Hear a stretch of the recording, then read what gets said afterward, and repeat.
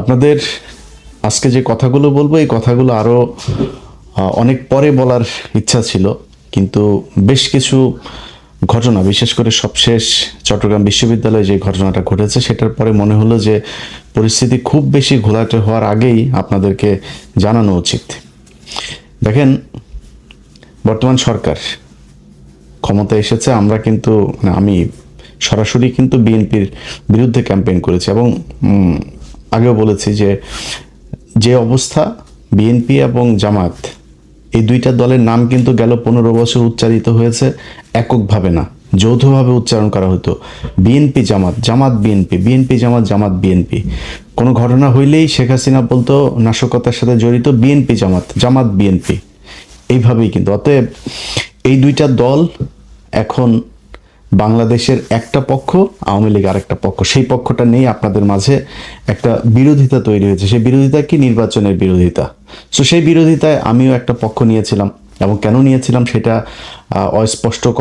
অস্পষ্টভাবে বলার কিছু না। আমি আমার আগের ভিডিওতেও সেটা বিস্তারিত বলেছি যে নির্বাচনের আগে বিএনপি যেইভাবে কথা বলেছে, তারা ভারতীয় পত্রিকাতে বলেছে তাদের সাথে তারা কি বলে সমঝোতা করে তারপরে নির্বাচনে যাচ্ছে।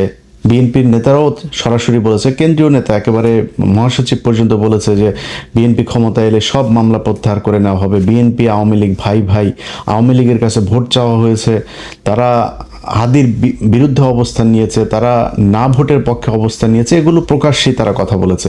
সো সেই জায়গাতে আমরা গেল 15 বছর তো দুর্নীতির বিরুদ্ধে লড়াই করি নাই, গেল 15 বছর আমরা লড়াই করেছি বাংলাদেশে ভারতীয় আধিপত্যবাদ এবং আওয়ামী লীগকে আমরা মনে করি ভারতের একটা বি টিম, বাংলাদেশের একটা বিজেপির কট্টর হিন্দুত্ববাদীদের একটা শাখা। এদের ইসলামের জন্য, মুসলমানদের প্রতি এদের যে ক্ষোভ, ভারতীয়দের সে একই ক্ষোভ। সো এই দুইটাকে আলাদা করে দেখার কিছু, এই জন্য আমরা এই যুদ্ধটা করেছি। যখন বিএনপি দেখেছি এখানে তাদের মতো করে কথা বলছে, সে আওয়ামী লীগকে নিয়ে আসার চেষ্টা করছে, বিএনপিতে দলে দলে আওয়ামী লীগের লোকজন যাওয়া শুরু করলো, এগুলো মিলিয়ে আমি একটা অবস্থান নিয়েছি। সেটা নির্বাচনী অবস্থান। আপনি নির্বাচনে যদি মনে করেন কোনো প্রতিদ্বন্দ্বিতা হবে না, সেটা তো আন্তর্জাতিকভাবেও তো আপনি স্বীকৃতি পাবেন না। এখন নির্বাচন যেভাবে স্বীকৃতি পেয়েছে, একটা বিরোধিতা ছিল, বিশাল বিরোধিতা হয়েছে, তো আমরা একটা পক্ষ নিয়েছি। কিন্তু তার মানে এই না যে বিএনপির প্রতি আমাদের আচার আচরণ সে আওয়ামী লীগের মতো হবে। আনলেস তারা যদি সেই পর্যায়ে যায়, তাহলে আমাদের সেটা তারেক রহমান না, জিয়াউর রহমান উঠে এসেও যদি নাকি আওয়ামী লীগের মতো আচরণ করে, আমাদের অবস্থান সেই বিএনপির বিরুদ্ধে আওয়ামী লীগের সময় যেরকম করতাম সেটাই হবে। বাট এখন পর্যন্ত পরিস্থিতি তো সেখানে যায়নি। আমরা জামাতের পক্ষে আমি নির্বাচন করেছি, মানে তাদের হয়ে ক্যাম্পেইন করেছি, তাদের সরাসরি তাদেরকে সমর্থন দিয়েছি, তাদের ভোট চেয়েছি। কিন্তু জামাত ইসলামও কিন্তু আমাদের সাথে, মানে আমার সাথে আর কি, মোটামুটি হালকা ছলনা করেছে। সেটা কিরকম বলি, ধরেন এই যে নির্বাচনটা হইল, এই নির্বাচনের আগে কিছু ঘটনা ঘটেছে, যে ঘটনাগুলো আমাদেরকে জানানো হয় নাই, সেটা জামাত জানতো। সেটা আমরা নির্বাচনের পরে জেনেছি যে জামাত যে এই বিষয়গুলো জানতো। কি সেটা আমি সরাসরি এখন বলছি না, যেটা বললাম যে আরও অনেক পরে আপনাদের সাথে আরও অনেক কথা হবে, তখন জানতে পারবেন। এখন সংসদে আপনারা যে বিরোধিতাটা দেখছেন না, এই বিরোধিতাটা কিন্তু আওয়ামী লীগ বিএনপির যে বিরোধিতা সেই বিরোধিতা না, এটা আর্টিফিশিয়াল ক্রিয়েটেড, এটা নিজেদের মধ্যে সমঝোতার মাধ্যমে একটা বিরোধিতা হচ্ছে। আপনাদেরকে নির্বাচনের রাতের কথাটা বলি।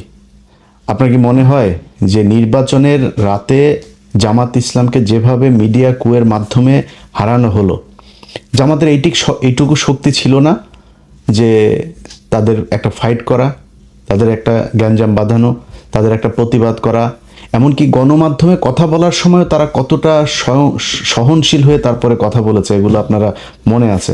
এর কারণ কি?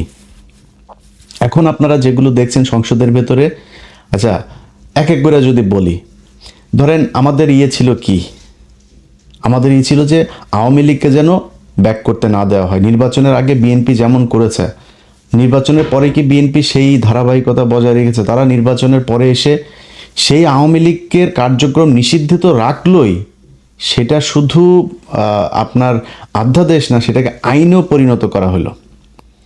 এই আদেশটাকে তারা আইনে পরিণত করলো। এখন এরপরে হচ্ছে এই যে জুলাই শহীদ যারা, জুলাই যোদ্ধা যারা, তাদেরকে ইনডেমনিটি দেয়া। যদি আমি এটার পক্ষপাতিত্ব না, ইনডেমনিটি দেওয়ার মানে হচ্ছে একটা অপরাধ হয়েছিল, এই অপরাধকে আমরা পৃথিবীর কোনো বিপ্লবকে কখনো ইনডেমনিটি দিয়ে বাঁচাইতে হয়নি, এটা ঘোর বিরোধিতা। বাট ইউনূস সরকার যেটা চেয়েছে, এই যোদ্ধারা যেটা চেয়েছে, এনসিপি যেটা চেয়েছে, জামাত যেটা চেয়েছে, সেই কাজটাই করা হয়েছে। বিএনপি সেটাকেই আপনার আইনে পরিণত করলো। সো আমাদের তো কোনো সমস্যা নাই, আমরা যেটা চেয়েছি সেটা হয়েছে, সেটা হচ্ছে। মোটা দাগে বিএনপি এখন পর্যন্ত বিরুদ্ধে যায়নি, বাট যেটা শুরুতে বললাম, যদি যায় আমাদের আচরণ কিন্তু সে আওয়ামী লীগের মতো হবে। এখনো পর্যন্ত আমি বিশেষ জায়গার ঈদের 2 দিন আগে আমার সাথে একটা পক্ষের কথা হলো, যে কোনো এক জায়গার, তাদের সাথে আমি খুব মানে নিজের খুব ডিপ্রেশনের কথা জানাচ্ছিলাম যে আমি আসলে খুব ডিসঅ্যাপয়েন্টেড, এই যে এইভাবে চলছে, এই হচ্ছে, এইভাবে কথাবার্তা বলছে। তারা আমারে বলল যে 1 বছর ধৈর্য, 6 মাস থেকে 1 বছর ধৈর্য ধরতে। আমি যা দেখছি পরিস্থিতি এরকম থাকবে না। তো আরও অনেক বিস্তারিত এগুলো আপনাদেরকে এখন আর বলছি না, অতএব একটু ধৈর্য ধরতে হবে। আজকে এই যে চিটাং বিশ্ববিদ্যালয়কের ঘটনা নিয়ে, তারপরে ছাত্রদল ছাত্র শিবিরকে বলছে গুপ্ত, ওরা আবার এদেরকে আপনার তারেক রহমানকে অ্যাটাক করছেন। ভাই, ছাত্র শিবির বা জামাত ইসলাম, এখানে মূলত ছাত্র শিবিরকে শুধু একটা কথা বলবো, ভাই আপনাদের সাথে গন্ডগোল হচ্ছে ছাত্র দলের। আপনি ছাত্র দলকে কাউকে যদি কিছু, বা ছাত্র দলের সংগঠনকে আপনি যদি করেন, তাদেরকে অ্যাটাক করেন, তাদের ব্যাপারে কথা বলেন, তাদেরকে যা মনে চায় বলেন, কিন্তু আপনি তারেক রহমানকে টেনে যখন নিয়ে আসবেন, তখন দলীয় প্রধান হিসেবে সেও কিন্তু তার ধৈর্যের সীমা পার হইতে পারে। সো আপনার তারেক রহমানকে নিয়ে তো আসার তো এখানে দরকার নেই। তারা কিন্তু গুপ্ত টুপ্ত এগুলো বলছে, ইটস ওকে, আপনারা তো রাজাকার বলে নাই, আপনারা তো পাকিস্তানি বলে নাই, ওইখান থেকে তো ছাত্রদল বেরিয়ে এসছে, এটার জন্য তাদেরকে অন্তত সাধুবাদ দেওয়া উচিত। কিন্তু আপনি তাদের এইটাকে অ্যাটাক করতে যায় তাদের সাথে মারামারি করছেন, তাদের সাথে কিন্তু সব ঠিক আছে, কিন্তু তারেক রহমানকে অ্যাটাক করেন না। এটাতে দলীয় প্রধান যিনি, তার সাথে আপনাদের দলীয় যিনি প্রধান আছেন, আমার কাছে যতটুকু তথ্য, তারা প্রতিদিন তাদের ব্যাপারে তাদের সাথে ব্যক্তিগত আলাপ হয়, মানে রাজনৈতিক আলাপ ব্যক্তিগতভাবে হয়। এবং এই আগামীকালকে সংসদে যে জামাত ইসলাম ওয়াকআউট করবে, সেটাও বিএনপি একদিন আগে জানে যে কালকে ওনারা করবেন, এবং সেটারও মোটামুটি 2 জনের মধ্যে নেগোসিয়েশনের মাধ্যমেই হয়। এখন এটার কারণ কি, এটা আপনার অনেকের হয়তো মনে হতে পারে যে জামাত ইসলাম তাইলে এরকম করে কেন। দেখেন, জামাত ইসলামের এবং বিএনপির সামনে এখন যে চ্যালেঞ্জ, সেই চ্যালেঞ্জ হচ্ছে ভারত এবং আওয়ামী লীগ। এটা যেন ব্যাক না করে। জামাত ইসলামের টার্গেট আওয়ামী লীগকে যতদিন রাজনীতির বাইরে রাখা যাবে, তারা সরাসরি বলি যে 5 বছর যদি আওয়ামী লীগ না আসে, না থাকে, কোনো সম্ভাবনা নাই, আল্লাহর রহমতে কোনো সম্ভাবনা নেই। পৃথিবীর কোনো যৌক্তিক কারণে আল্লাহ যদি ওহীন হাসিল করে কিছু করে, সেটা অন্য জিনিস। কিন্তু আওয়ামী লীগের আগামী 10-15 বছরের ভেতরে বাংলাদেশে রাজনীতি করার কোনো সুযোগ আমি দেখছি না। যদি আসেও, মনে করেন 15 বছর পরে, তাদের ক্ষমতায় আসতে আরও 15 বছর লাগবে। যদি হাইপোথেটিক্যালি কোনো অকারেন্স, কোনো আকাম কুকাম যদি বিএনপি জামাত না করে, তাইলে হয়তো আসতে পারে। কারণ শেখ মুজিবের আকাম কুকামের সেই দৃশ্য কিন্তু আমরা ভিজুয়াল মিডিয়াতে তখন পিনাকি ইলিয়াসরা ছিল না, সো তাদের এই ভিজুয়াল এগুলো আপনাদেরকে দেখাইতে পারে নাই কেউ। আজকে আমরা সব কিছু আমাদের চোখের সামনে ঘটেছে। অতএব জামাত চায়, তারা যদি 5 বছর না থাকে, হাসিনা অধ্যায় বাংলাদেশে শেষ। যদি 10 বছর আসতে না পারে, তাহলে আওয়ামী লীগ ফিরে আসবে, তবে ওই মুসলিম লীগ হয়ে ফিরে আসবে, জাতীয় পার্টি হয়ে ফিরে আসবে, এর বাইরে কোনো কিছু না। তারও যদি 10-15 বছর বেশি হইলে, তাহলে ওই আমতারেকের মতো বিকাশে টাকা টোকা চায়া খাইতে হবে। এর বাইরে কোনো কিছু এই দেশে কোনো সম্ভাবনা নাই, যত কিছুই করুক তারা। এখন এই যে একটা চ্যালেঞ্জ, যে আওয়ামী লীগকে যেভাবেই হোক 10-15 বছর অন্তত রাজনীতি থেকে দূরে রেখে তাদেরকে পঙ্গু করতে হবে। এটা দুইটা দল যদি মিলেমিশে না থাকে, তাহলে সম্ভব না। এখন এখানে সরকারি দলের দায়িত্বশীলতার বিষয়টা খুব বেশি জরুরি। আমি প্রথমে শিবিরকে যেমন বললাম, ছাত্র দলকেও বলি, ভাই বাংলাদেশের ইতিহাসে কোনোদিন শুনেছেন আজকে জামাত ইসলাম যেই সহনশীলতা আপনাদেরকে দেখিয়েছে এই নির্বাচনে? আমার মানে জামাত ইসলামের বাইরে, আমি তো জামাত করি না, বাট আমি জামাতের বাইরে জামাতকে আমি পছন্দ করি, তাদের হয়ে আমি নির্বাচনে কাজ করেছি। জামাতের বাইরে যদি সবচেয়ে বেশি জানে, সেটা মনে হয় আমি জানি। এখন জামাত ইসলামকে যদি নাকি আপনি মনে করেন যে নির্বাচনের রাত থেকে শুরু করে আজকে পর্যন্ত তাদের যেই কথাবার্তা, তারা যেই ধৈর্যের পরিচয় দিয়েছে, গত পরশু দিনের কথাই বলি, জামায়াতের আমির বাংলাদেশের ইতিহাসে প্রথম বিরোধী দলীয় নেতা একটা জাতীয় ক্রাইসিসে এরকম, এই নির্বাচন থেকে এই পর্যন্ত বিএনপি যদি বিরোধী দলে যায়, আমি গ্যারান্টি দিতে পারি আপনাদেরকে এর মধ্যে অন্তত 15 দিন হরতাল হয়ে যেত, সরকার পতনের আন্দোলন ডাক চলে আসতো। বিরোধী দলীয় নেতা বলে যে এটা সরকারের তৈরি করা সংকট না, এই সংকট বৈশ্বিক সংকট। শফিকুর রহমান বলে নাই সংসদে দাঁড়ায় এই কথা? বাংলাদেশের ইতিহাসে কোনোদিন বিরোধী দলীয় নেতা সরকারকে এইভাবে সাপোর্ট দিয়েছে? কোনোদিন দিয়েছে? কখনোই হয়নি। আজকে সেটা জামাত ইসলাম দিচ্ছে। সো এইটুক ধৈর্য আপনাদের ভেতরে রাখা উচিত। আর আপনারা মারামারি করেন, কাটাকাটি করেন, যাই করেন, একটু মনে রাখেন এই গেল 1.5 বছর আগে একসাথে জেলখানায় বসে এর বাড়ির মুরগির গোশত আপনি খেয়েছেন, ওনার বাড়ির ডিমের তরকারি আপনি খেয়েছেন। আপনাদের কাছ থেকেই শোনা, জেলখানায় বসে আপনাদের কাছ থেকে শুনেছে। সো আপনাদের দুইজনের গন্তব্য এক ছিল, ধান খেতে একসাথে মশারি টাঙিয়ে ঘুমিয়েছেন আপনারা, জামাত শিবির একসাথে বসে, মানে শিবির ছাত্রদল একসাথে বসে।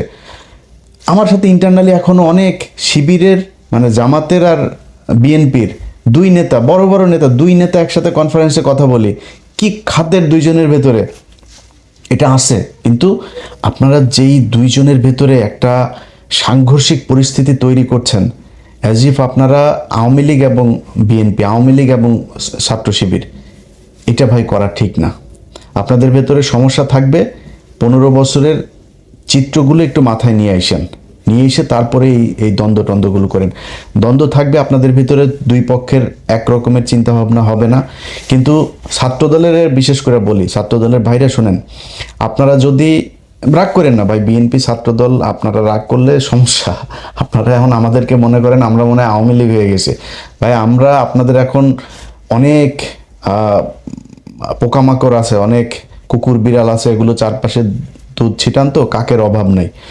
সো আপনারা আমরা আপনাদের যেই দুঃসময় ছিলাম আবার দুঃসময় পাবেন, টেনশন করেন না যদি লাইনে থাকেন। আর যদি সুসময়ে এর চাইতেও শক্তিশালী হন, ইন্ডিয়ার পেটে ঢোকেন, জীবনে কোনোদিন পাবেন না।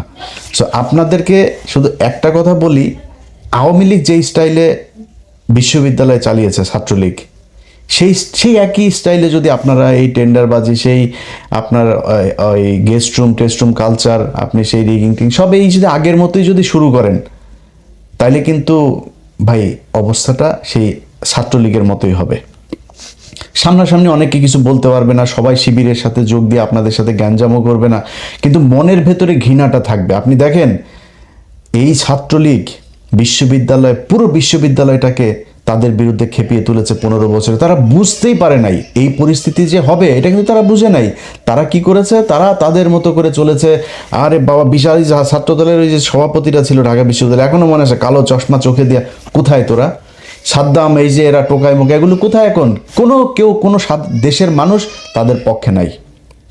এই হচ্ছে অবস্থা। এটা কেন হয়েছে? আপনাদের কারণে হয়েছে। এখন আপনারা যদি আজকে যদি সেই ছাত্রলীগের মতো আচরণ করেন, তাহলে কিন্তু আপনাদের প্রতি মানুষ এভাবে বিষিয়ে উঠবে। এই বাংলাদেশ কিন্তু গেল 1.5 বছরে ডাকসু জাকসু যত জায়গায় শিবিরের এই আপনার ছাত্র সংসদগুলো তৈরি হয়েছে, তারা কিন্তু একটা চিত্র দেখেছে। কি দেখেছে এটা ভাই আপনারা ভালো জানেন।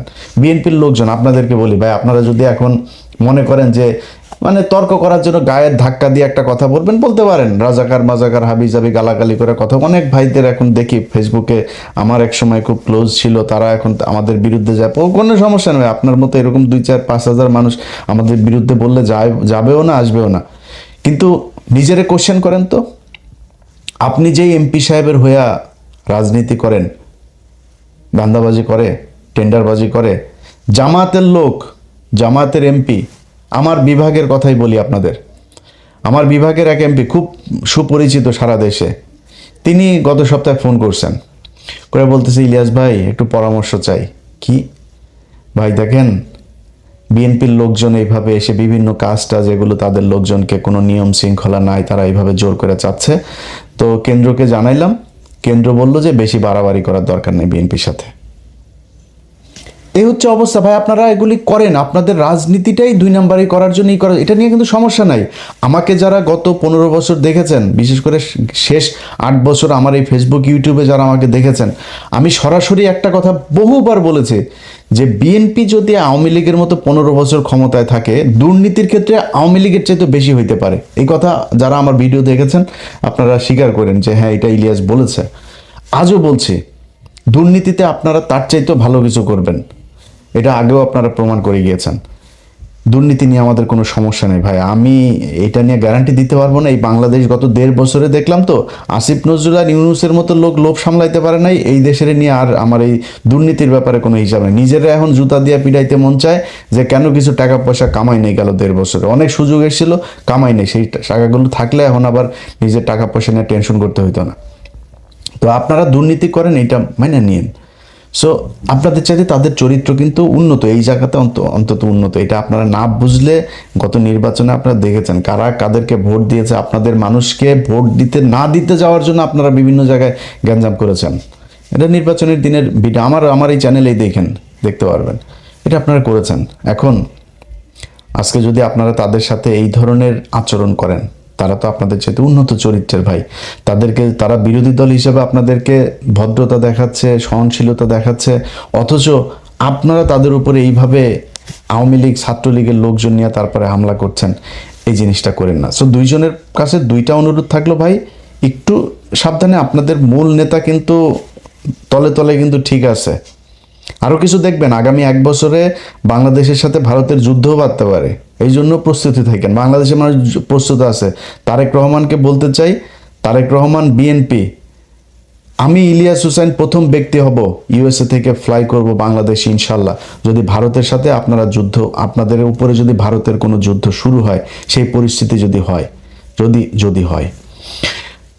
কিন্তু আপনারা যারা অন্যরা যারা আছেন, তারা এই যে 2 জনের ভেতরে যে সম্পর্ক, এই সম্পর্ক তো আপনাদেরকে সবার কানে কানে যায় বলে দিয়ে আসবে না। বলে দিয়ে আসলে এখানে সিকিউরিটির অনেক ব্যাপার আছে, অনেক পলিসির ব্যাপার আছে, অনেক পরিকল্পনা আছে। এই পরিকল্পনাগুলোর বিষয়গুলো তারা জেনে যাবে। সো তাদের ভেতরে ঠিক আছে। আপনাদের কাছে অনুরোধ থাকলে 1টা বছর ধৈর্য ধরেন। আমিও কিন্তু 1 বছর দেখবো, 1 বছরের বেশি আবার দেখতে যাব না। 1 বছরের ভেতরে আমি কোন পক্ষে যাব, কোন দিকে কথা বলবো, সেটা পরিষ্কার হয়ে যাবে। এখন বিএনপিকে সহায়তা করতে চাই। বিএনপি রাষ্ট্র পরিচালনা করছে, জামাত ইসলাম যেভাবে সহায়তা করে, আমরাও ভাই চাই আপনারা একটু সময় নেন। এই যে তেলের সমস্যা নিয়ে এখন আওয়ামী লীগ প্রতিদিন তাদের পেজে আপনার টকশো করে, বিভিন্ন বিশেষজ্ঞদের নিয়ে টকশো করে। শেখ হাসিনা নেই আজকে, এই অবস্থা। তোরা চুরি করে গেছিস, তোরা চুরি করে বাংলাদেশ আজকে পঙ্গু বানায়, ওরা এখন করে, ওরা কি উন্নয়ন করিস? উন্নয়ন তোর বাপের টাকা দিয়ে করছিস, এই দেশের মানুষের টাকা দিয়ে উন্নয়ন করছিস, সেই টাকা লুটপাট করে তারপর নিয়ে গেছিস। 1 টাকার জিনিস 10 টাকা দিয়ে কিনা তারপরে তোরা এই করছিস। এই রূপপুর পারমাণবিক বিদ্যুৎ কেন্দ্র, এটাতেই তোরা $6 বিলিয়ন খাইছিস। পদ্মা সেতুতে $2 বিলিয়ন, 20,000 কোটি টাকা খাইছিস। এখনকার হিসাবে তার চাইতে আরও বেশি টাকা। সো তোরা এগুলি খাইছিস, তোরা আমাদের টাকা নিয়ে তারপরে তোর বাপের নামে করতে চাস, তোরা উন্নয়ন করেছিস, দেশটারে ধ্বংস করে দিয়ে গেছিস। এত বৈদেশিক যে লোন, এগুলো এখন বিএনপিকে টানতে হচ্ছে। সো আমরা ভাই পক্ষে কথা বললে সুন্দর করে বলতে পারবো, পক্ষে কথা বলতেও চাই, আপনাদেরকে সব ধরনের সহযোগিতা দিতে চাই। আল্লাহর ওয়াস্তে যত পারেন চুরি করেন, চুরি আমাদের এটা বাপদাদারা শিখাই গেছে, এটা আমাদের রক্তের মধ্যে আছে, কোনো সমস্যা নাই। খালি ইন্ডিয়ার পেটে ঢুকেন না, এটাই বিএনপির কাছে অনুরোধ, আর কোনো কিছু না।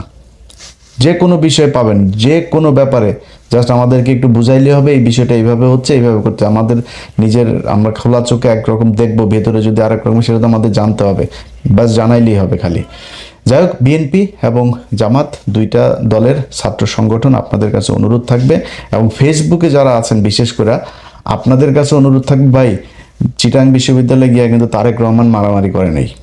সো আপনারা তারেক রহমানকে নিয়ে, তারপরে যে ওই জিনিসটাও আমি এখন আমার ভিডিওতে বলছি না, এটার আবার কাইটা নিয়ে আবার অন্য জায়গায় নিয়ে দিয়ে আসতে পারে, যেখানে বলছি না কি বলেন আপনারা তারেক রহমানকে নিয়ে, এটা আপনারা ভালোই জানেন, সোশ্যাল মিডিয়াতে এটা নিয়ে এইভাবে করছেন। সো এইটা তারেক রহমানকে টানেন না, ছাত্র দলের বিরুদ্ধে বলেন, ওদের নানান পলিসি নিয়ে বলেন, ওদের যা করে সেগুলো নিয়ে বলেন, তারেক রহমানকে অফ রাখেন। এবং বিএনপির প্রতি অনুরোধ থাকবে, জামাতকে একটু সমীহ করে চলেন, তারা কিন্তু যথেষ্ট আপনাদের প্রতি রেসপেক্ট দেখাচ্ছে, সহনশীলতা দেখাচ্ছে, সহযোগিতা দেখাচ্ছে।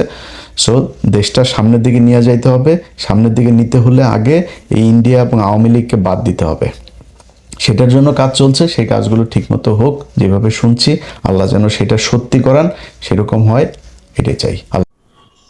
কি ভয়ঙ্কর একটা পর্যালোচনা!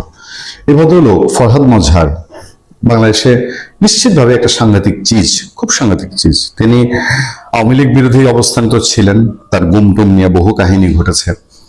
তারপর অন্তর্বর্তীকালীন সরকারের সময় তিনি হয়ে ওঠেন রীতিমতো একজন গডফাদার। একদিকে তার স্ত্রী চাকরি করে, বা তার স্ত্রী ফরিদা আক্তার, তিনি অন্তর্বর্তীকালীন সরকারের উপদেষ্টা ছিলেন, দীর্ঘ সময় উপদেষ্টা ছিলেন। নিশ্চিতভাবেই এটা ফরহাদ মাজারের কারিশমা। এবং সেই তার স্ত্রী বা তার মালিকানাধীন প্রবর্তনা জুলাই জাদুঘরে লাখ লাখ টাকার খাবার সরবরাহ করেছে। তো এই লোক যখন কোনো পর্যালোচনা করেন, নিশ্চিতভাবে এর ভেতরে অন্য কোনো একটা রহস্য থাকে। মানে তিনি আজ যে কথাটা বলছেন, এটা আমি ভয়ঙ্কর বলছি তার এই পর্যালোচনাকে, কিন্তু এটার ভেতরে কিছু কাহিনী, কিছু প্লট আগে থেকেই সাজানো থাকে। না থাকলে তার কারিশমা টিকে না। দেখেন কি ডেঞ্জারাস একটা পর্যালোচনা তার। রেজিম চেঞ্জ করেছে যুক্তরাষ্ট্র, দেশ আমাদের হাতে নেই। মানে দেশ যুক্তরাষ্ট্রের হাতে। অন্তর্বর্তীকালীন সরকারের সময় এও শোনা গেছে যে বাংলাদেশের সরকারি কর্মকর্তাদের যে নিজস্ব হোয়াটসঅ্যাপ গ্রুপ থাকে, এই হোয়াটসঅ্যাপ গ্রুপেও নাকি আমেরিকান দূতাবাসের কোনো কোনো কর্মকর্তা ঢুকে গিয়েছিল, অন্তর্বর্তীকালীন সরকারের সময় বলছি। তো এখন ফরহাদ মাজার যে কথা বলছেন, এগুলো তো সেই সবকেই এস্টাবলিশড করে। এবং খলিলুর রহমান, তিনি সরকারের নিরাপত্তা